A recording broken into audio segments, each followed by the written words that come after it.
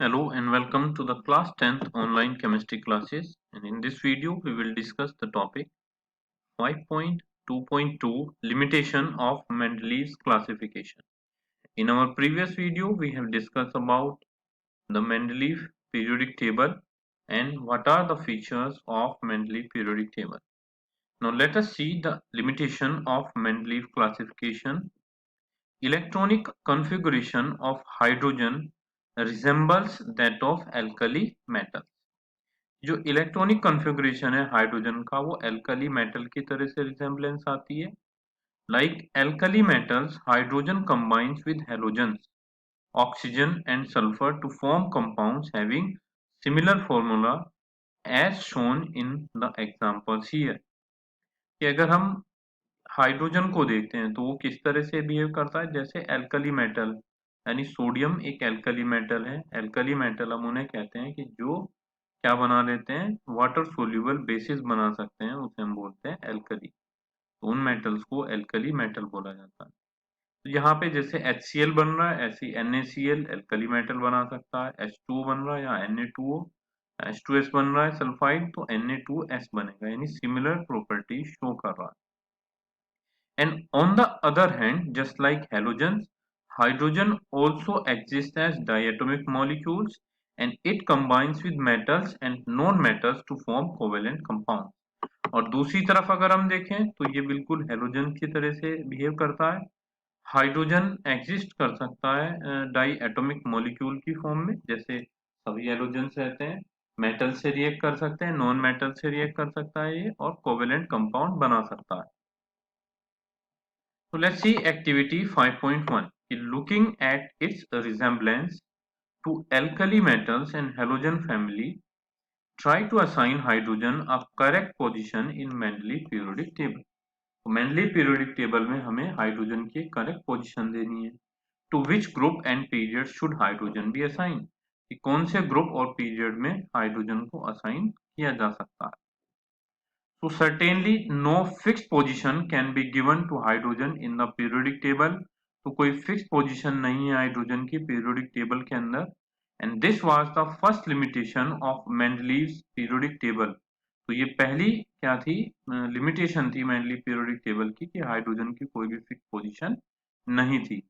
He could not assign a correct position to hydrogen in his table. अपनी table में उसने hydrogen को एक करेक्ट पोजीशन नहीं दी थी. Second, the isotopes were discovered long after Mendeleev had proposed his periodic classification of elements. और जो isotopes हैं वो मेंडलीव ने जब अपना पीरियोडिक क्लासिफिकेशन दिया था एलिमेंट्स का, तो उसके बहुत सालों बाद या बहुत समय बाद जो है वो आइसोटॉप की डिस्कवरी हुई. एंड आइसोटॉप्स क्या होते हैं कि same atomic number but different atomic masses होता है, तो वो आइसोटॉप्स होते हैं. So let us recall that isotope of an element have similar chemical properties but different atomic masses. हम ये कह सकते हैं कि आइसोटोप जो है वो सिमिलर केमिकल प्रॉपर्टीज तो मिलती हैं, लेकिन उनका जो एटॉमिक मास होता है वो डिफरेंट होता है. तो उन्हें कैसे अरेंज कर सकते हैं इसको भी एक्सप्लेन नहीं कर पाया था. So consider the isotope of chlorine, that is Cl35 and Cl37. Would you place them in different slots because their atomic masses are different? इन दोनों के एटॉमिक मास डिफरेंट है, तो क्या आप इनको अलग स्लॉट में अप्लाई करेंगे, अरेंज करेंगे? So, or would you place them in the same position because their chemical properties are the same? और आप इन्हें सिर्फ एक ही स्लॉट में रखेंगे क्योंकि इनकी जो केमिकल प्रॉपर्टीज है वो सेम है. तो ये कंफ्यूजन था कि आइसोटॉप में किस तरह से अरेंज करना है. So thus isotopes of all elements posed a challenge to Mendeleev's periodic law. जो आइसोटॉप्स था सभी एलिमेंट का, उसने चैलेंज दिया मेंडलीव पीरियोडिक लॉ को. And another problem was that the atomic masses do not increase in a regular manner in going from one element to the next. और दूसरी problem ये थी कि जो एटॉमिक मास है वो एक रेगुलर मैनर में इंक्रीज नहीं हो रहे थे जब एक एलिमेंट से दूसरे एलिमेंट पे पहुंच रहे थे. So it was not possible to predict how many elements could be discovered between two elements, especially when we consider the heavier element. तो ये भी इम्पॉसिबल था ऑलमोस्ट प्रिडिक्ट करना कि दो एलिमेंट के बीच में कितनी एलिमेंट को हम डिस्कवर कर सकते हैं. और ये ज्यादातर जो प्रॉब्लम आई है वो आई है हैवियर एलिमेंट के just from your knowledge from the previous videos and from this topic that we have studied so far, let's try to solve these questions. Use Mendeleev periodic table to predict the formula of oxide of the following elements. तो इनके oxide आपको बताने हैं, इनके group check कीजिए, ऊपर oxide लिखा हुआ है, ऐसे ही ऑक्साइड लिख देने हैं. Besides gallium, which other elements have since been discovered that were left by Mendeleev in his periodic table? Any two. को किसी भी दो एलिमेंट के नेम देने हैं जो गैलियम के अलावा डिस्कवर हुई थी, जो मेंडलीफ ने प्रिडिक्ट किया था. And what were the criteria used by Mendeleev in creating his periodic table, कि जो उन्होंने अपनी पीरियोडिक टेबल को बनाने के लिए क्राइटेरिया यूज किया वो बताना है. What do you think the noble gases are placed in a, why do you think that the noble gases are placed in a separate group, कि आप क्यों सोचते हैं कि नोबल गैसेस को एक सेपरेट ग्रुप में रखा जाना चाहिए. So the limitations of Mendeleev periodic table was further removed from the modern periodic table. Let's move on to our next topic. In 1913, Henry Moseley showed that the atomic number symbolized as Z. 1913 में Henry Mosle ने एक atomic number के बारे में बताया जिसे Z से बताते हैं. Of an element is a more fundamental property than its atomic mass. तो हेनरी मोसले ने यह बताया कि जो एटॉमिक नंबर है वो ज्यादा फंडामेंटल प्रॉपर्टी है, एटॉमिक मास नहीं है. किसी भी एलिमेंट की अगर फंडामेंटल प्रॉपर्टी होगी तो उसका एटॉमिक नंबर होता है. तो accordingly Mendeleev's periodic law was modified and the atomic number was adopted as the basis of modern periodic table, and the modern periodic law can be stated as follows. तो इसके consequence ये हुआ कि जो Mendeleev periodic law था वो modify हुआ और atomic number को जो basis माना गया modern periodic table का, और उसके according modern periodic law दिया कि properties of elements are a periodic function of their atomic number. जो प्रॉपर्टीज है एलिमेंट्स की वो क्या है, पीरियोडिक फंक्शन है किसका, एटॉमिक नंबर का. So let us recall that the atomic number gives us the number of protons in the nucleus of an atom, and this number increases by 1 in going from one element to the next. अब हम ये बताते हैं कि जो atomic number है वो क्या था, नंबर ऑफ प्रोटॉन्स के बराबर था, और जैसे ही एक एलिमेंट से दूसरे एलिमेंट में जाते हैं तो सिर्फ ये एक ही बढ़ता है. So elements when arranged in order of increasing atomic number lead us to the classification known as modern periodic table. तो जो elements थी, ठीक है, जब अरेंज हुई है वो किसमें, इंक्रीजिंग एटॉमिक नंबर के अकॉर्डिंग, तो उन्होंने मॉडर्न पीरियोडिक टेबल अरेंज कर दिए.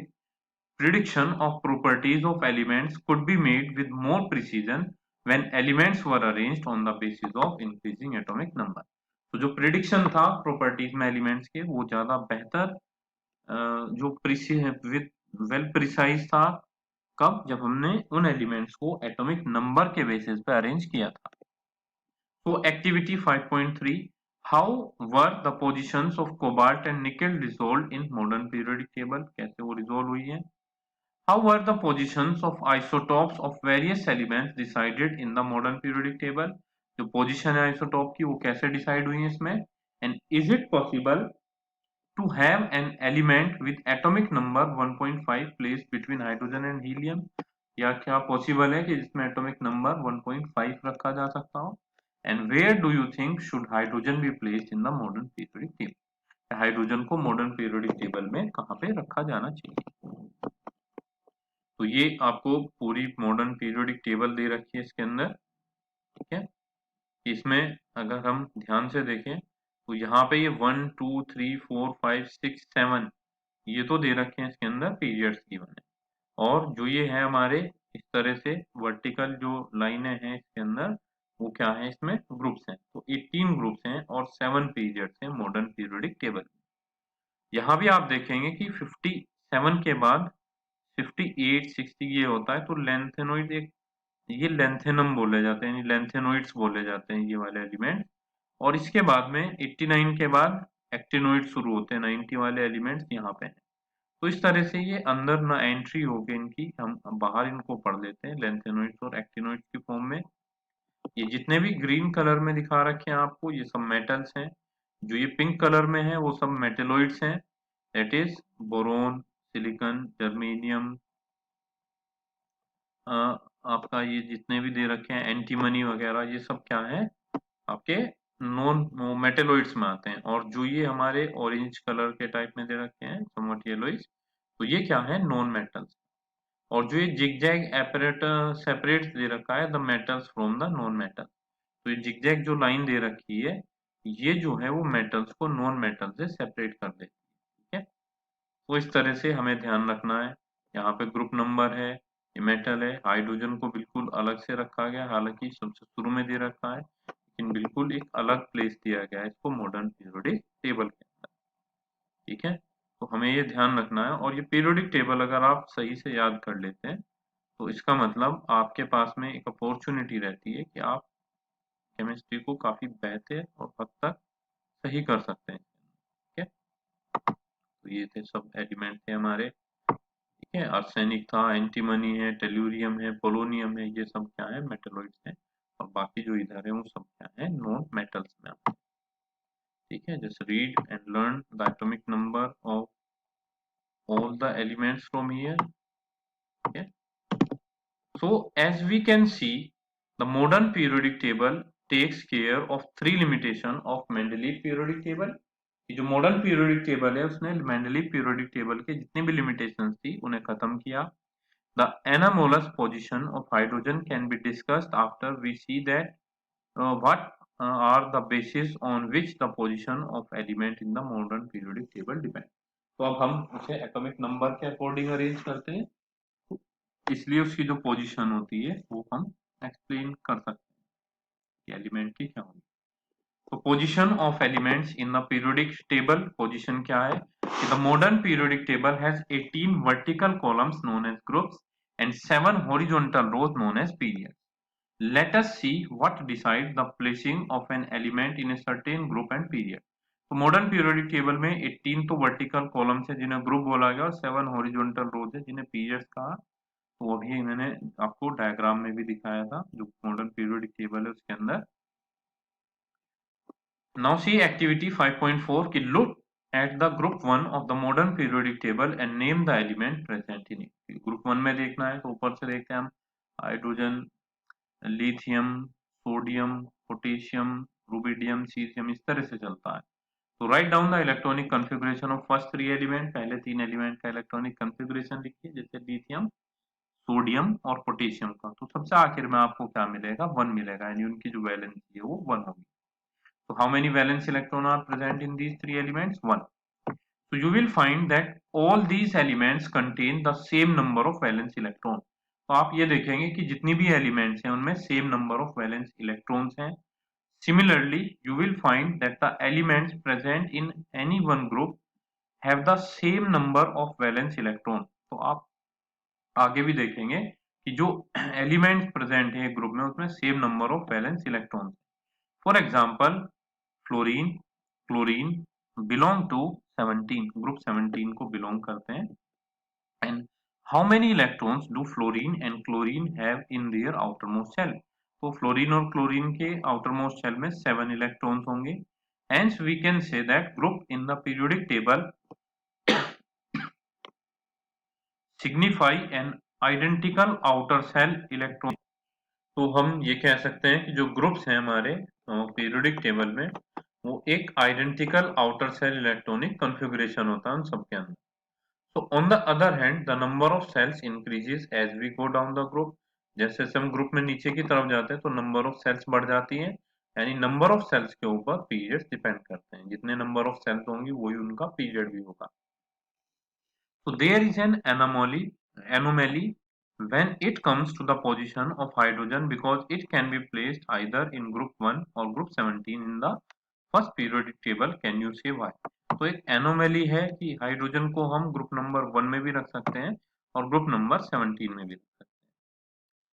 So the rest we will discuss in our next video। In this video we have discussed so far about the limitation of Mendeleev periodic table and the features of modern periodic table। Thank you for watching this video।